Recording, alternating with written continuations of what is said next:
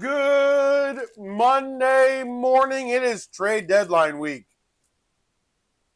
We've got some injuries, and we had a bunch of upsets yesterday. The upsets, underdogs did a damn good job of coming to the field to play yesterday.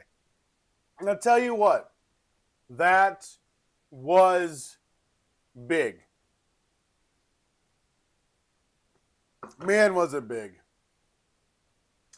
We also had a record in the NFL yesterday, and we're talking not breaking it by a little bit. We're talking about blowing the record out of the water. To where I'm not sure who's gonna do it next, honestly. I don't know how long it's going to be till that record's broken. He may break it himself.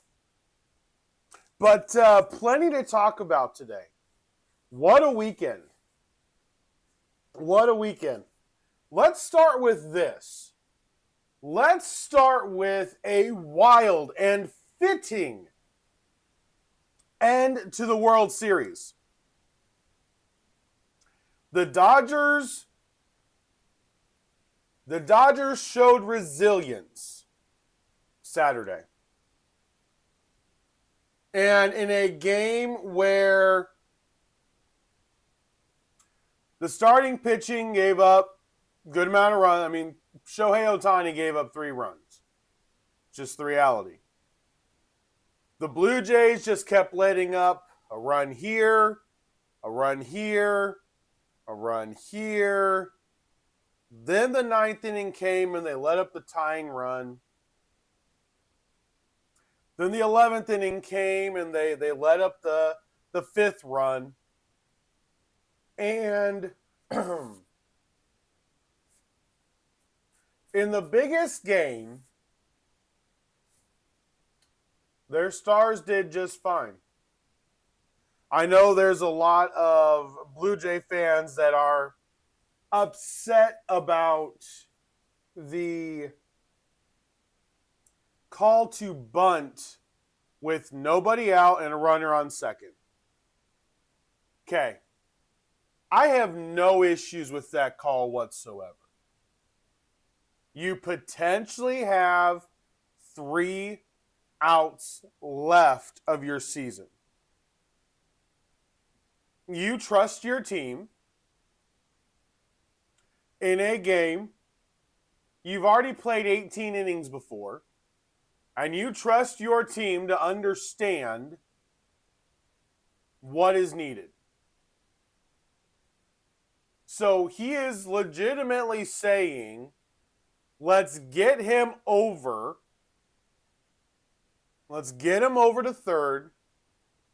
I trust the 2 guys coming behind him to get the ball, either get a hit or to get a shot where we can get him in from third. I have no issues with it. In fact, it's probably what I would have done. Force the Dodgers to believe that they're basically just trying to protect from the loss.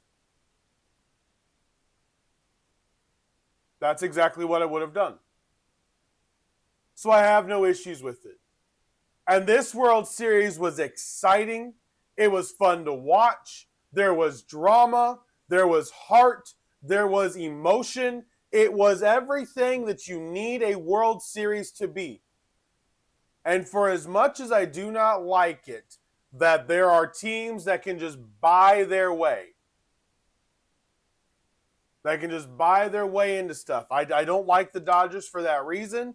I am one that hopes that a salary cap comes to baseball next year. I know I'm on the outside. Because I'm not interested in, I'm not interested in the Warriors of, Major League Baseball. I'm not interested in basically being able to buy trophies. They've got some amazing depth. They do have a decent farm system, okay? But you have Shohei Ohtani, Freddie Freeman, Mookie Betts, Will Smith, Teoscar Hernandez, Tommy Edman. You got a lot of people on here that would be getting paid a lot of money in other teams. The reality is the Dodgers won. It was a hard-fought World Series, and it's what baseball needed. And it was outstanding. It was outstanding. So congratulations to the Los Angeles Dodgers as we look ahead to next year. It's going to be big. It's going to be big. I do believe that 2026, the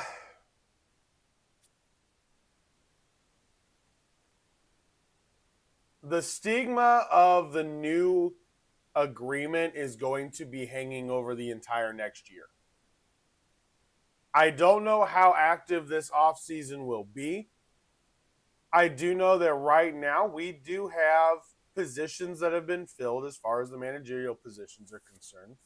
So let's go ahead and run through that real fast. So the Texas Rangers, Bruce Bochy, they mutually agreed he's not going to come back. It was the end of his contract.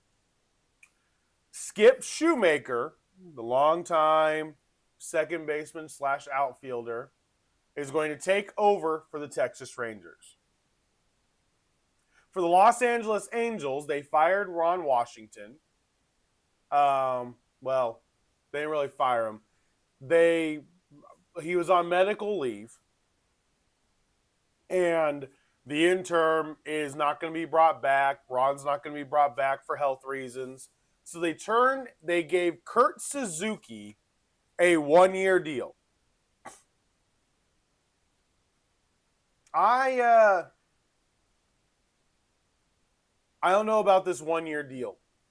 I'm not really sure. Something doesn't feel right, but hey, he got a 1-year deal. Congratulations to Kurt Suzuki.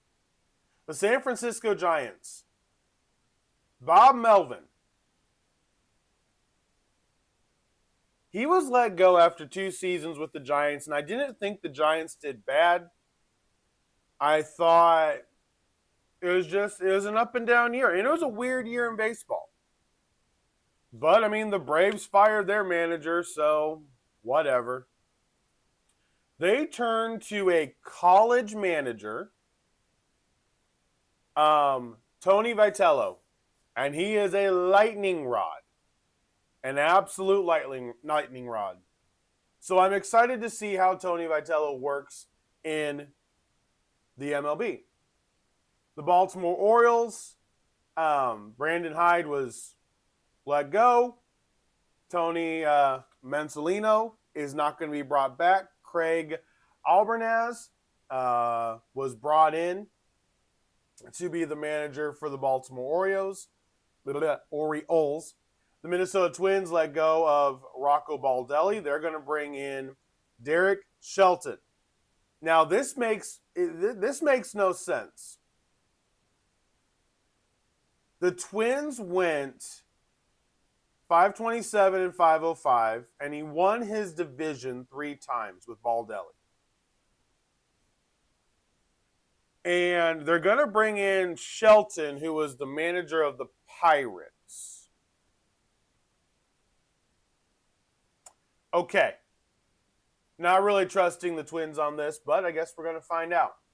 All right, the Washington Nationals fired Dave Martinez, and Miguel Cairo was the interim. Neither one of them are being brought back. They are bringing in Blake Butera. He was the player development director for the Tampa Bay Rays, and he was also a minor league manager. So Washington Nationals and the San Francisco Giants are going very, very young. The Atlanta Braves, the top 4 candidates currently, Mark DeRosa, longtime Major League Baseball player, John Gibbons, David Ross, and Walt Weiss. Those are the top 4 candidates for the Atlanta Braves. San Diego Padres, A.J. Ellis and Ryan Flaherty. Both of those are currently the 2 candidates most believe will be potentially the manager for the San Diego Padres. Nobody else should get fired at this point, and everything else should be copacetic. All right. Unfortunately, I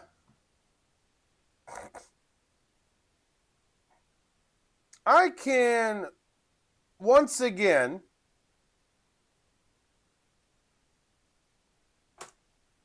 write down another team in my handy dandy notebook. Yes, go back to Blue's Clues. I watched enough of it as a teenager because of my 2 younger sisters. So, yes, that was Blue's Clues. It's what happens. It's instilled in my brain, folks. It's all about all there is to it. All right, Auburn. Hugh Freeze. Listen, you can do a lot of things when you're a head coach, but you cannot have a horrible record in conference. And Hugh Freeze was 6-16 in the SEC. Now, I thought the games were close. I definitely thought the games were close. But I do understand the premise behind what Auburn is trying to do. LSU fires Brian Kelly. So you've got to figure out what your next step is.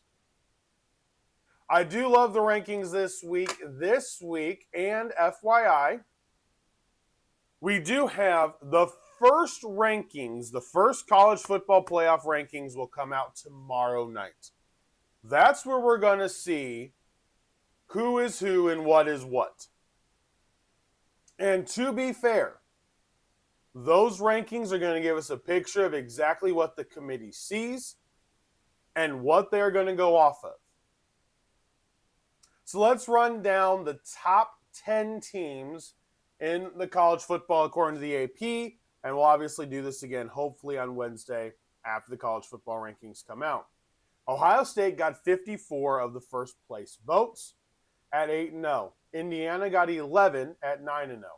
Texas A&M received 1 first-place vote at 8-0 currently. They are number 3. Alabama is 4 after another, they just seem to keep winning these close games. Georgia is number 5, even though they definitely should have lost to Florida. Definitely should have lost to Florida with an interim head coach. Oregon is 6. Ole Miss is 7. BYU is undefeated at 8-0. They are 8. Texas Tech is 9 at 8-1. Notre Dame. This is where it gets really interesting for me.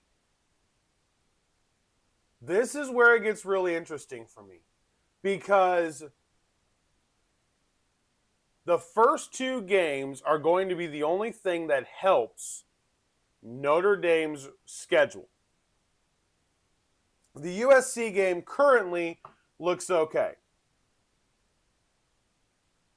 If USC ends up 8-4, the look will be all right when it comes to the strength of schedule.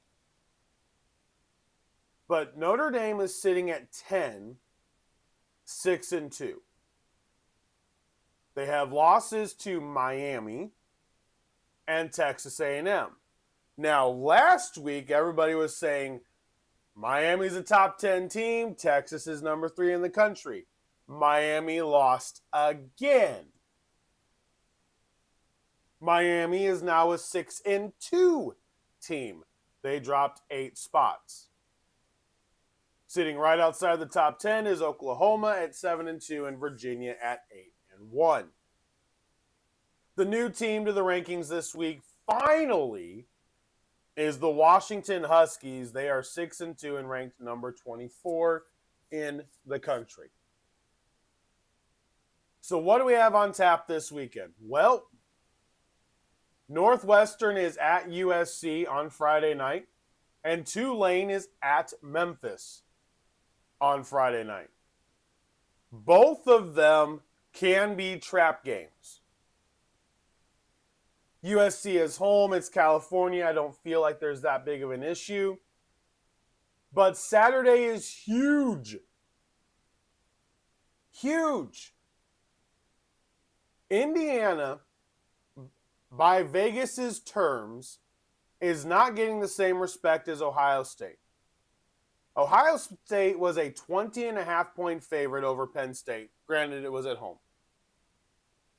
Penn State, though, absolutely showed enough that Vegas now puts them as only 14.5-point underdogs to IU on Saturday, which is also going to be, again, the big noon kickoff game on Saturday. But also, there's this game, Georgia at Mississippi State. I really, really, really want to see how this game plays out. Because Mississippi State has been close, and close. Eventually, they're going to close the deal. And this would be a great week to do it because Georgia has shown zero strength this year. They've been lucky. The luck meter has been in their favor. I do not believe they're that great. And I definitely don't think they're the fifth best team in the country.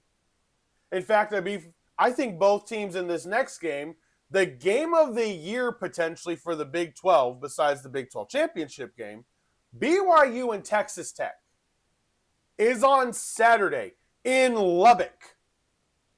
This is a huge game.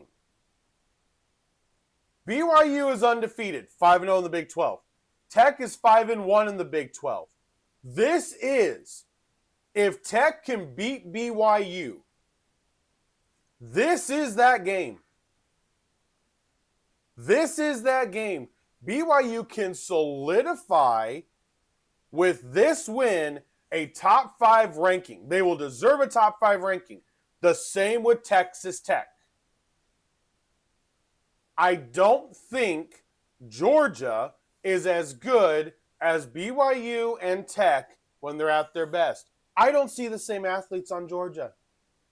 I don't. I'm sorry. It's just not the same.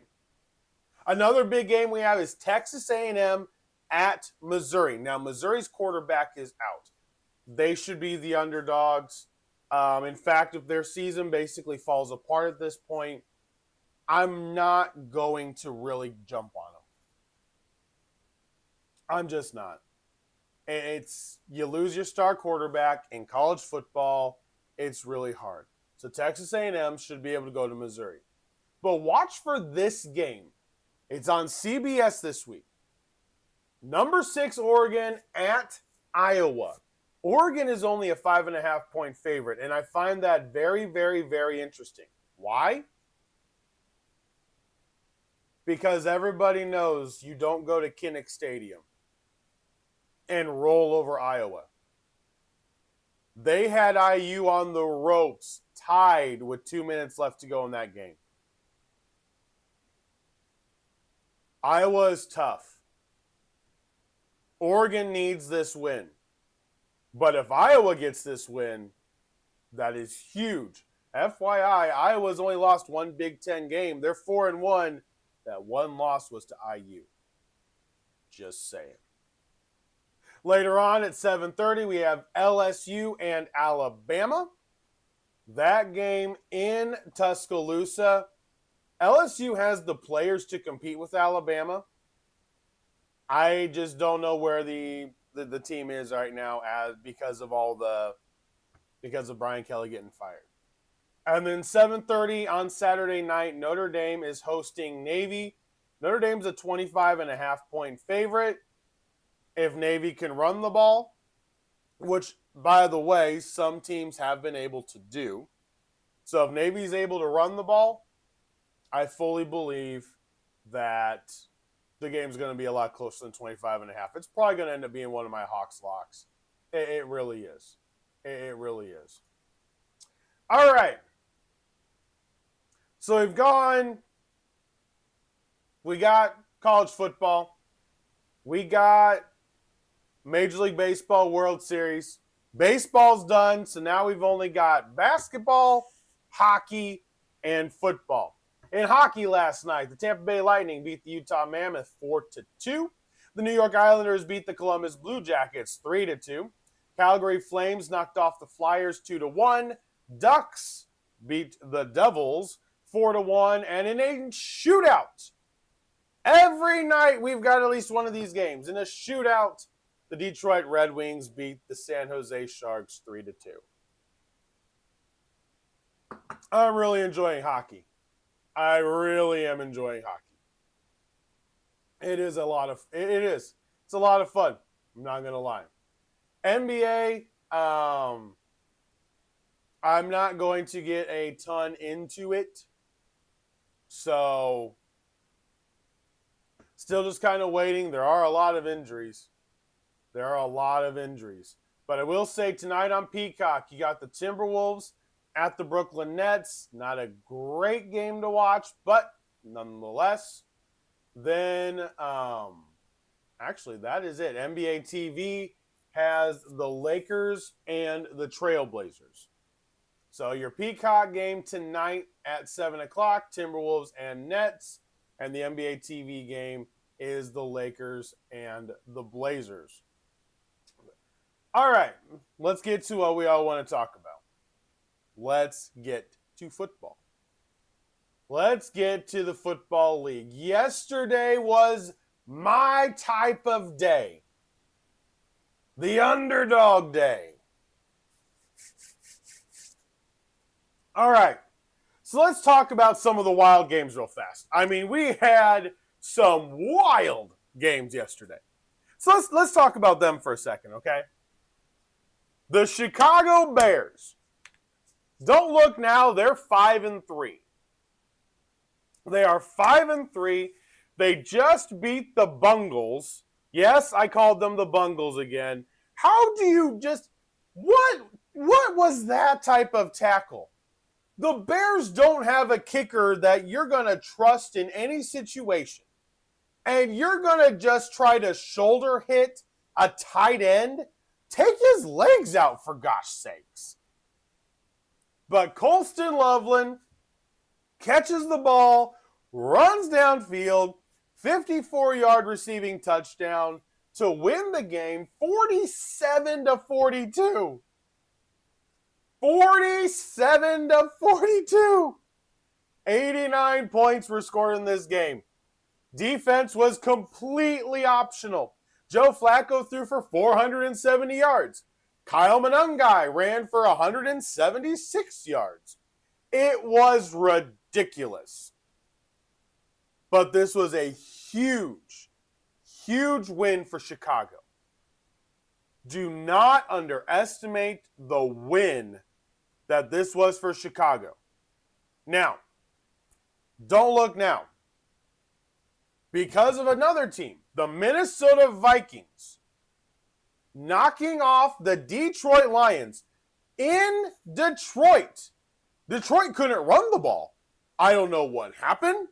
It's the first time that's happened against the Minnesota Vikings. I don't know what was going on.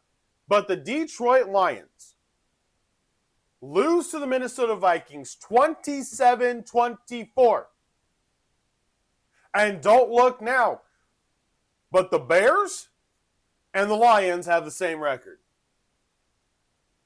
Just so you're aware.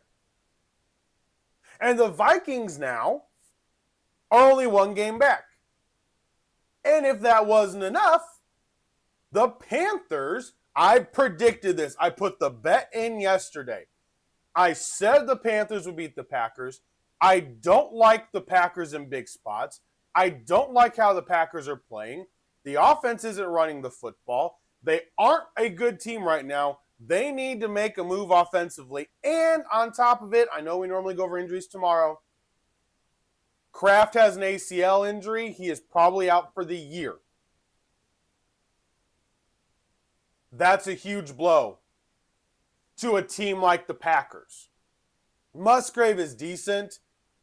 Kraft is the main tight end. It's that simple. He's the main receiver, for gosh sakes. But the Panthers, don't look now. The Panthers are 5-4. They beat the Packers 16-13. Then you had a thrilling game in Foxborough where the Patriots knocked off the Falcons in a fantastic game, 24-23. The Falcons' backs are against the wall. Raheem Morris is panicking. How do I know that? Because he blamed his loss on the other team in the press conference. They were mimicking the snap. They were clapping. That's what led to the intentional grounding. Listen.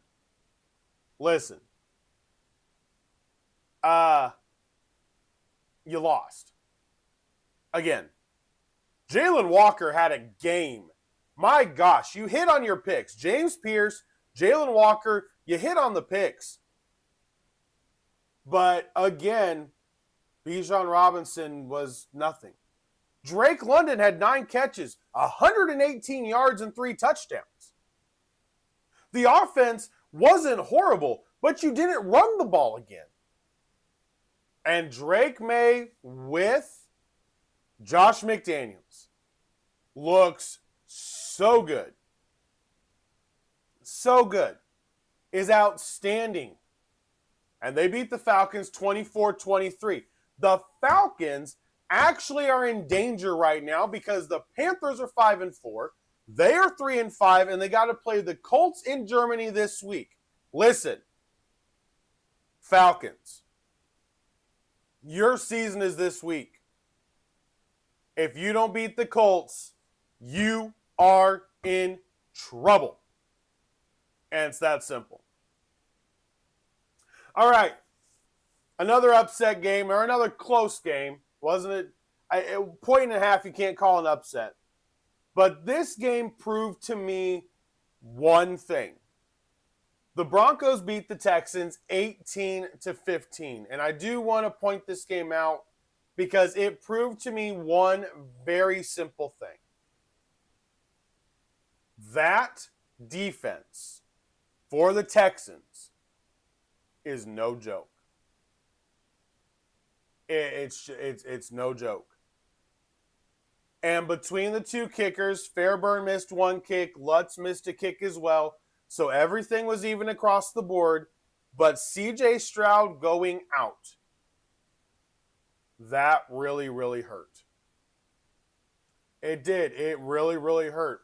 The Texans averaged 2.8 yards a carry. They had 28 rushes, 77 yards. The Broncos weren't much better. They were 4.3 yards, 23 rushes for 100 yards. The Broncos found a way to win. They are now 7-2. The Texans are now 3-5. We'll see what happens if Stroud has a major concussion, mild concussion, whatever it may be. But I tell you what, I didn't like that hit. Why? The guy's going down. I don't get it. I don't understand it. I watched it on Saturday in college football. I watched it yesterday in, I watched it in the Steelers and Colts game. Just not paying attention to the football. Not paying attention to the play. I've said this before. Football is a violent sport, and I understand that, and that part doesn't bother me. What bothers me is the fact that you are playing to hurt people. And they're going to say, I'm just playing hard, I'm playing football. No, there's a way to play football.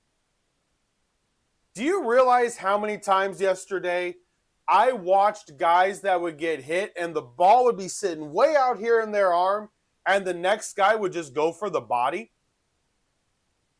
Do you realize how many fumbles could be forced if players would stop trying to just hit the guy to try to be able to celebrate afterwards and go for the dang ball. Knock the ball out. Make a difference, actually.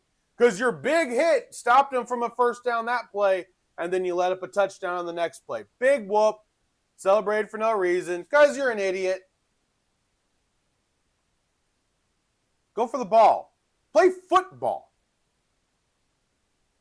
You know who played football yesterday? The Pittsburgh Steelers.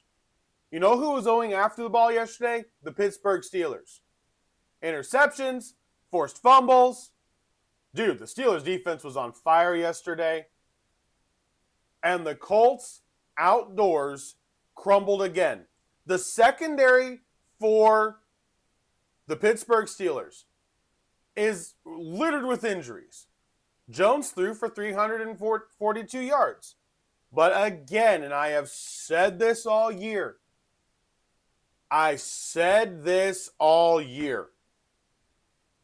Jonathan Taylor, 14 carries, 45 yards, nothing. When it comes down to it, they can only run on turf. Do I believe in the game in Germany? It depends on the field. And remember, you know my feelings. That is basically the entire field leveler. Overseas games is a complete leveler. I don't think one way or another in those games. I hate betting them. I normally don't because they can end up being really sloppy. The Colts are coming off of a loss in Pittsburgh. They're going out. The Falcons are coming off a close loss to New England. They're going out. No team has the advantage. Neither team has the advantage. But Pittsburgh just beat the Colts defense with tight ends. Darnell Washington, Freiermuth, destroyed them. They just beat them with tight ends and a little bit of a running game. Not a lot.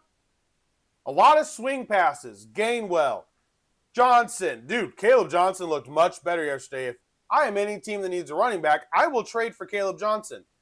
I think Pittsburgh just has the issue right now.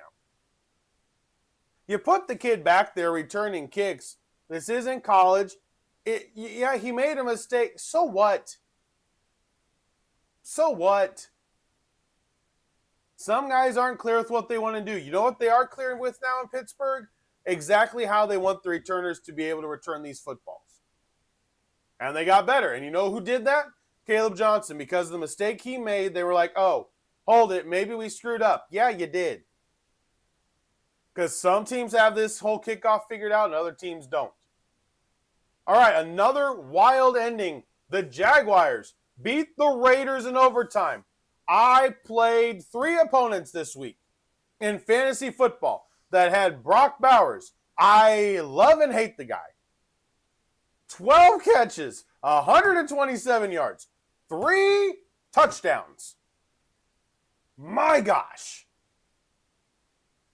He was the number 1 fantasy performer, not named a quarterback, hands down. But Jacksonville gets a huge win. It was a big win. Both teams coming off of a bye. Both teams needing to figure out what they can do ahead of the trade deadline. The Raiders have somewhat of an issue because, as usual, Geno Smith still threw an interception, but so did Trevor Lawrence. But at the end of the day, the Jaguars made enough plays. And that was key. The Jaguars made enough plays. They are now 5-3, 1 game behind the Indianapolis Colts, and that is currently what matters. A huge win for the Jaguars. Huge win. And then last night, Jayden Daniels is now out. He's probably going to be out for the year. It's a dislocated elbow. His left arm's going to be in an air cast. It's going to be in a sling. I don't know. I would shut him down. If I'm the Commanders, I'm shutting him down. They tried to go all in on this year. I would stop going all in on this year. I would stop. Terry McLaurin got you to spend money on him. He hasn't been healthy. Deebo Samuel looks like he's going to be able to play. Krosky Merritt looks okay. Your running back room isn't great. Your offensive line is definitely not great. And Seattle watched the Rams toast the Saints. They watched the 49ers knock off the Giants and knew to keep pace they had to beat Washington, and they did. And they absolutely did. In the throwback jerseys that I absolutely love. Absolutely love. Seahawks beat the Commanders 38-14 on Sunday Night Football. All right, let's get to the game of the week. The Buffalo Bills and the Kansas City Chiefs. Kansas City, heading into their bye week. This is huge. This game was huge. And I tell you what, it never fails to disappoint. Ever. But there are a couple of numbers I want to throw at you. 23 of 26. 23 of 26. That is Josh Allen's completions to attempts ratio. He threw 3 incomplete passes all day on Sunday. They ran the ball 35 times for 141 yards, averaging 4 yards a carry. James Cook is the first 100-yard rusher that the Chiefs have allowed. And the reality here is this. Buffalo has another injury. Michael Hoyt, probably out for the year. Another defensive injury. They need to make a move. We'll get to some of the trade targets here in a little bit. They need to make a move. Badly. But Josh Allen in the biggest games, again, no turnovers.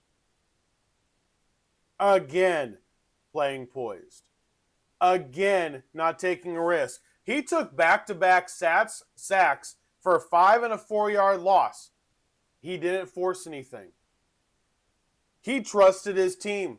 That is a leader. That is a leader. Dalton Kincaid, 6 catches, 101 yards. Shakir, 7 catches, 43 yards. Spreading the ball around. 2, 4, 6, 8, 10 different receivers caught a pass on Sunday. That's why it's so hard in fantasy to be able to know who in the world to pick up. Because it can be somebody different every week. But I tell you what, the Buffalo Bills, and this is a huge game for them. Now they got a road till with the Miami team that's basically in complete shambles. I mean, they are just in shambles right now. And they just traded away one of their best defensive players, and we'll get to that here in a second.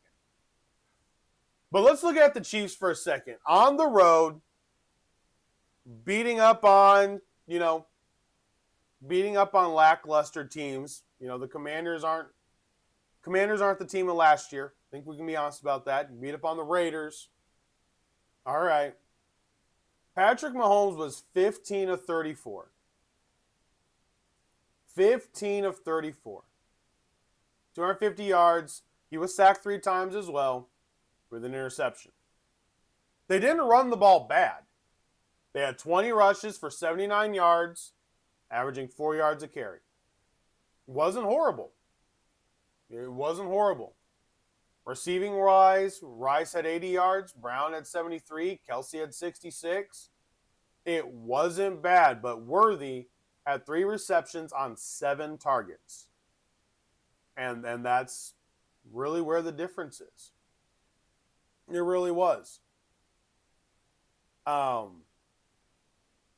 do like how this game played out, and I think it shows a lot as we, go forward. I really do. I think it shows a ton as we go forward. And I want to look at next week. We're going to do a little bit of a preview here for next week, just because I want you to see what's next week's games. Number one, betting is going to be outrageously difficult. Number two, This is big because some of these games are going to be it's not division, it's conference. You got division matchups between the Cardinals and Seahawks, Rams and 49ers. That is huge. You have a division matchup between the Jaguars and Texans. If Stroud is out, the Jaguars will end up being favored. You have the Bills and Dolphins. The Dolphins, listen, they're a wreck, but still a division game. Okay? The Ravens are at the Vikings. That game, after yesterday, looks a lot more interesting. And then you have these draft pick games. The Cleveland Browns are at the New York Jets. This is the interesting game. The loser gets an inside track to a top 3 pick. The Saints are 1-8. Tyler didn't look horrible against the Rams. Had some flashes. But the Rams just absolutely bullied them yesterday. Saints are at the Panthers. We'll see what they can do with the Panthers. The reality is, though, there is a big game in the NFC next week, and it's on Monday night. And the Packers are going to have to figure it out because here come the Eagles. They just made the trade today for Jalen Phillips. That is a huge move for the Eagles. I don't want to get off on my trade tangent yet, so we're just going to stick to the game. The Eagles at Green Bay. Currently, Green Bay's favored. How? I'm not sure. But nonetheless, they're favored. Josh Jacobs has 10 rushing touchdowns this year, just so you know. Jordan Love hasn't turned the ball over a ton, but doesn't look great. On Sunday Night Football, the Steelers are at the Chargers. That is a huge game for the conference, depending on if the Steelers win their division or not. So there are a lot of big games next week. A lot of big games next week. And I am very anxious to find out how everything plays out. All right, now time for my trade tangent. Because I am going to say this very, very clearly. You want to know why the Eagles are so good?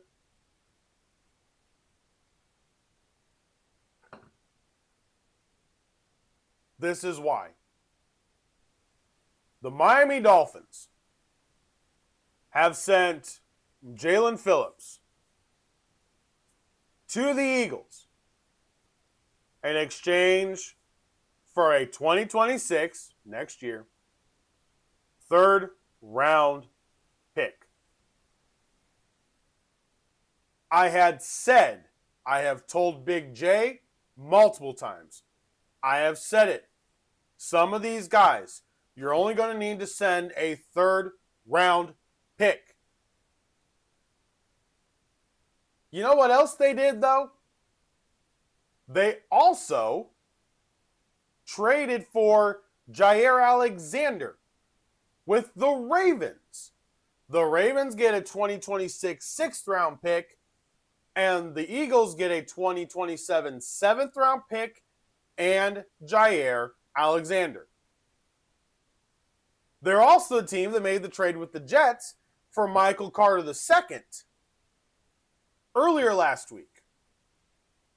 I mean, are you kidding me? The Eagles have now made 3 moves that, in a sense, could completely bolster that defense. And I don't think the defense is the problem. But they're going to try to bolster that defense for the back half of the season again to close out the year on an amazing streak and go for the Super Bowl. The rest of the NFL, Buffalo, Detroit, Denver, Indianapolis, for gosh sakes, make moves. A 3rd round pick is all the Dolphins gave up for a guy that can rush the passer, get sacks, and change the game.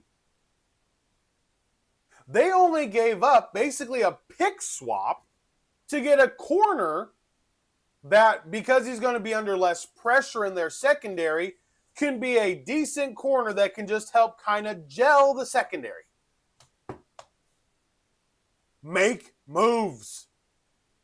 The Eagles are the best. The Eagles are absolutely the best. Howie Roseman and what he does is the best GM in football.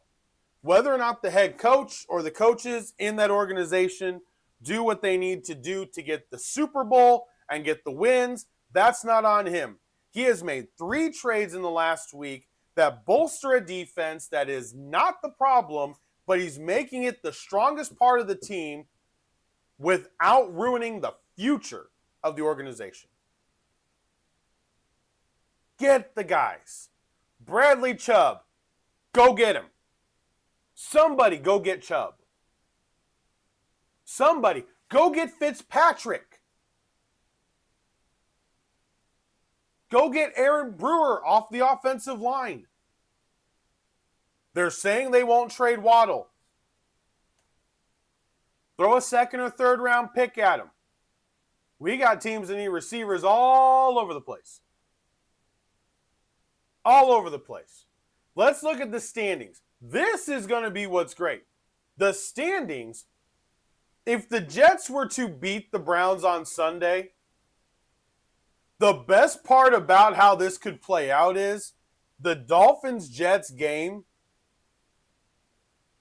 at the end of the year is then going to be the game that, it's not even at the end of the year. On December 7th, that Dolphins-Jets game on December 7th or the Jets and Saints game on December 21st could potentially be for the number 1 pick. Now, I love drama. I absolutely love it. So I would love to have the Jets and the Titans and the Saints all with 1 win. The Jets and Saints play each other, so one of those teams has to win. The Titans play the Saints on December 28th. So the Saints have the Jets and the Titans back-to-back weeks. Can't make this crap up. You really can't make this crap up. And I ain't going to lie. I would love it if the Titans got the number 1 pick because the quarterback is not the issue in that place. Offensive line is atrocious. Defense is a sieve. And it just needs a complete reset.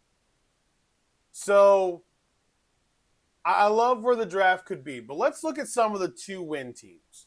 The Browns are a 2-win team. You guys already know my feelings. Trade who you don't want next year. Don't get nothing. In a year like this, if you're not going to re-sign them, trade them. You're 2-6. The Ravens have Lamar back. You're 3 games behind the Steelers. You are a quarterback away. We all know this. But if you're not going to sign a player, trade him away. Get a pick for him. I trust Andrew Berry and I trust Kevin Stefanski with picks. The Dolphins now have a 3rd-round pick. They can accumulate a lot of picks for the next head coach and general manager. And I would bust the team up. Understand you need to rebuild from the ground up. You can't get rid of Tua. I would get rid of Tua. I would make a trade to any team that is willing to take Tua Tagovailoa. I would make a trade to any team willing to get him. Be like, you can have him. Go check. Go check and see if the Raiders want him. I mean, the reality is the worst they can say is no. The Saints will probably say no because they're looking at the draft. The Cardinals already have Kyler Murray. I'm moving off of Kyler Murray. I'm absolutely moving off of Kyler Murray. Do the Raiders want him? The Cardinals are sitting there at 2-5. They need to make moves. They've got this game against Seattle, but they can't wait. The trade deadline is tomorrow. We are 30 hours away from the trade deadline. 30 hours from the deadline. You can't wait. If you want to win, you have to make a move. The Eagles made 3. They made 3. The Bears are sitting there at 5-3. I know that he doesn't believe fully in the quarterback. I know the Bears are a very up and down, wavy team. They're thinking playoffs. They are thinking playoffs. In the AFC, here are your current 7 playoff teams. Colts, Patriots, Broncos, Steelers, Bills, Chargers, Jaguars. Those are your 7 playoff teams. You know who's not there right now? The Chiefs, the Texans, the Ravens. 3 teams that were expected to be in the playoffs that currently are not. In the NFC, you have Eagles, Bucks, Seahawks currently lead the division with the tiebreaker, but they got the Rams coming up. Packers. Then you have the Rams, Niners, and Lions. Vikings aren't there. But here's the thing. The 8 and 9 teams are the Bears and the Panthers. Let me ask you something. If you're Carolina, you're not going to have a high draft pick. You do play better with Bryce Young. That is correct. Over Andy Dalton. Why don't you go get Kyler Murray? I'm not kidding you. Why not go get Kyler Murray? Canales doesn't fully believe in Young. He's not the quarterback you know you need, but you are sitting there. You are right behind the wild card position. Why not make a swing? This is what drives me nuts sometimes in the NFL. The whole wait. I don't like waiting. If the Indianapolis Colts do not make a trade to bolster either their secondary or their pass rush, it will be a completely wasted deadline, and I have no faith in this team when they have the 5th hardest schedule here on out after their bye week. I don't have any faith because you weren't willing to make the move. You are 7-2, currently number 1 in the AFC. The Patriots and Broncos are right there with you, but you are currently number 1 in the AFC, and you have got to keep it. You are now 2-2 on the road. You are 5-0 at home. The Berlin game technically counts as a home game. You have got to make a move. Do the Ravens. They traded Jair Alexander. They're sitting there. They are only 2 games back of the Steelers. Those 2 games are the games that they play. I think. Hang on. Let me double check. Yes, they play the Steelers twice. They play the Bengals twice the rest of the season. So if you're the Ravens, you believe you've got 4 wins in division upcoming, which puts you at a minimum of 7 wins and could potentially catch you up with the Steelers. You're not out of it. What do you need? I said fold. I said don't do anything else. I said let this year just be a bad year. You'll never get a draft pick like this. But the Ravens feel like they can get up there and kind of upset the Steelers. And obviously, because it's a rivalry, they are going to do so. Make a move. Panthers, Bears, Lions, you've got to make a move. Lions are dealing with injuries. Bills are dealing with injuries. It's just what's happening now. The Eagles, they're 6-2. They're one of the top 3 teams in the NFC, and they made 3 trades in the last week. And you wonder why, even with a coach that nobody really believes is good, they have an amazing owner, an outstanding GM. That is why they're consistently fighting to try to get to the Super Bowl. When is the rest of the league going to take the freaking hint? If your money guy isn't good enough like Phillies, fire him and get a money guy. Listen, the movie that has ruined me when it comes to watching sports as far as the aspect of management and everything is Moneyball. Because some of these teams cannot figure out how to actually look at the numbers and figure out how it works. Some of these teams are better than others. The Colts wasted money last year. This is the best the Colts are going to be for the next 4 years. Why?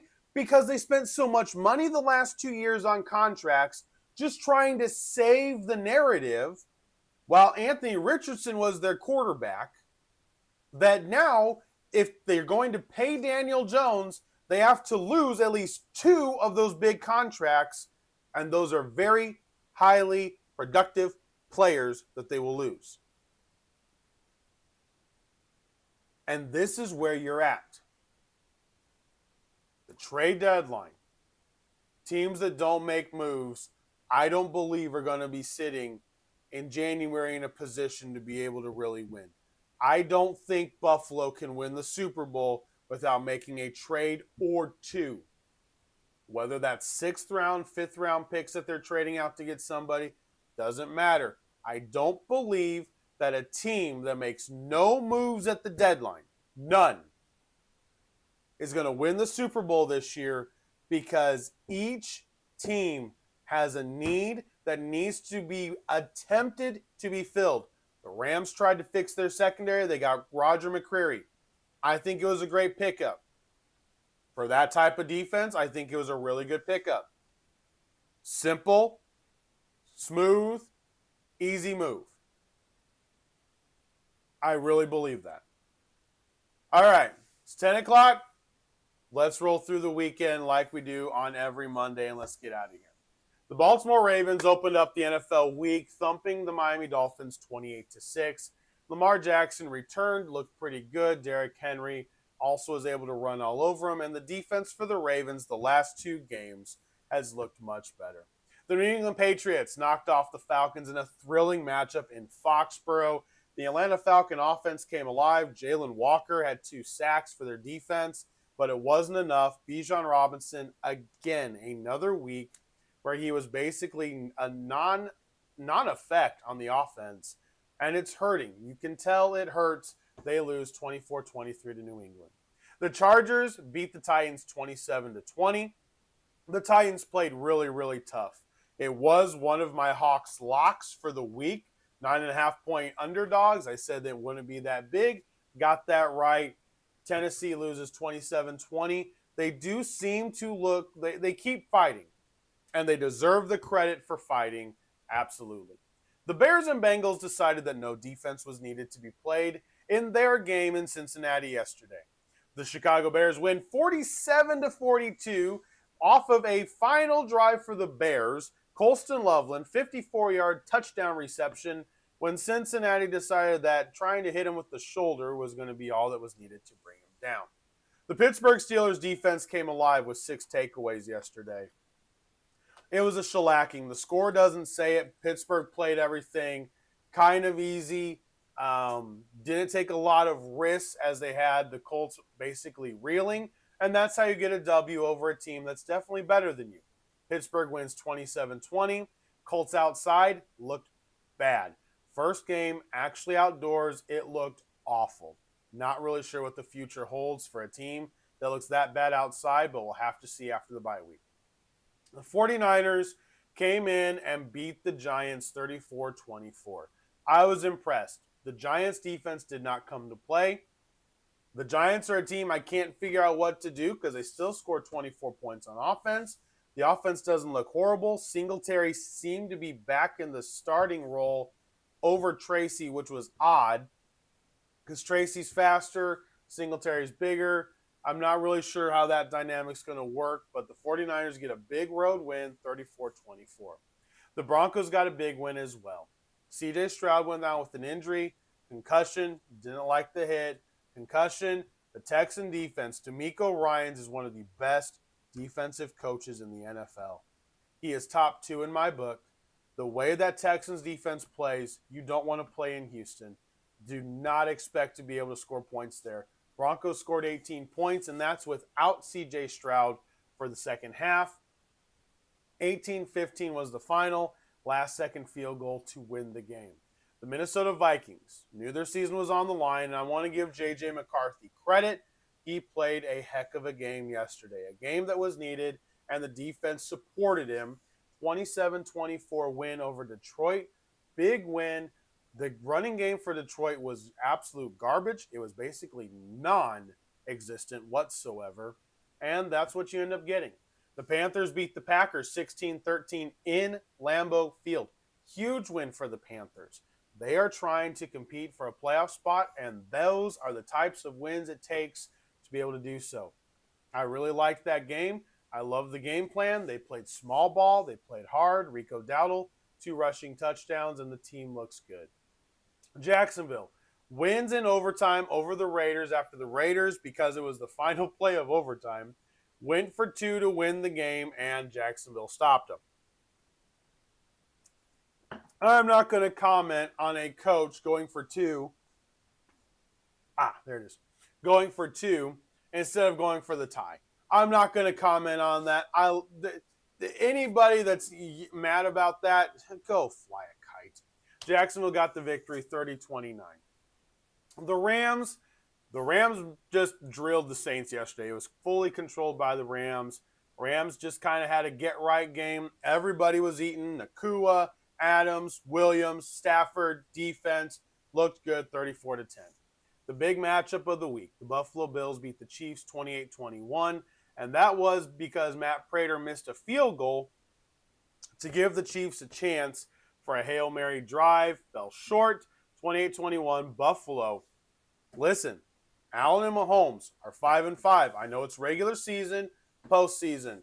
The reality is these two teams, these matchups are amazing, and Josh Allen only threw 3 incompletions last night and definitely looks like the better quarterback.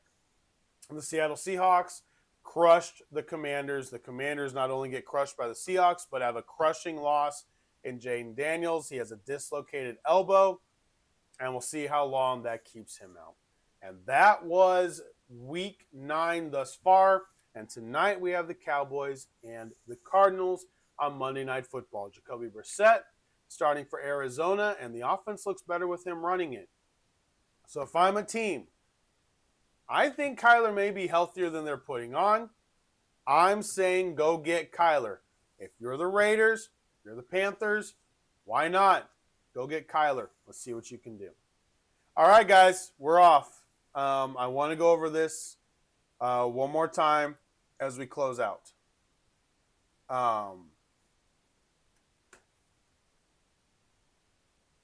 This week at work, starting tonight, we've got the new contract coming in, a lot of different things, and I have no clue what the week's going to hold. I can't lie to you. I really have no clue what the week's going to hold. So I will try to keep you guys updated depending on when I'm going to be able to go live. Gave myself a little bit of a buffer. I'm hoping with the 9 o'clock start to be able to still get home in time to be able to do the podcast. But if we have to push it back, obviously I will. And we'll just kind of see how the week goes. But bear with me, especially this week. Bear with me as my job is changing, and there's a lot of things that are changing. What I'm doing, when I'm doing it, how we're doing it, everything basically down to the pay. So just bear with me this week, and we'll get through this week. But what a wild weekend in football. I enjoyed it. I thoroughly enjoyed it. The close games at NFL Red Zone all over the place, and it was outstanding. All right, guys. I'm off till tomorrow. I'll let you guys know and keep you guys updated. Thank you so much. I know last week was interesting, had a lot of stuff going on, and life is life. But thanks for hanging out with me. As always, I appreciate your support. Please like, subscribe, and share the podcast. We're sitting in November now. I had a goal for the end of the year. I'm not reaching that goal, unfortunately. Somebody asked me what else we could do the other day, and I said the only thing I really want to do is I want it to be shared by the people that enjoy watching. I don't want to go into the whole spam promoting thing, or it's just not what I want to do. So I just want word of mouth, and I want to grow the channel as organically as I can. I am going to end up doing a couple other things probably to try to help, because I do have a goal I want to meet before the end of the year, and we're halfway through the year, so I want to be able to reach that goal. So, and for those, if you don't remember, my goal is I wanted 300 subscribers and basically 50 views per video to be able to help me get to the point where YouTube would recognize the podcast. So that's the goal. 300 subscribers. I got 96 subscribers, and unfortunately, the views. I still got a good amount of views I need per podcast to be able to do it. But nonetheless, I appreciate each and every one of you. Have a great day. Make it the best day that you can. And I will talk to you guys tomorrow. Until then, for Sports Talk with Hawk, I'm Hawk, and I'm out. Have a great Monday.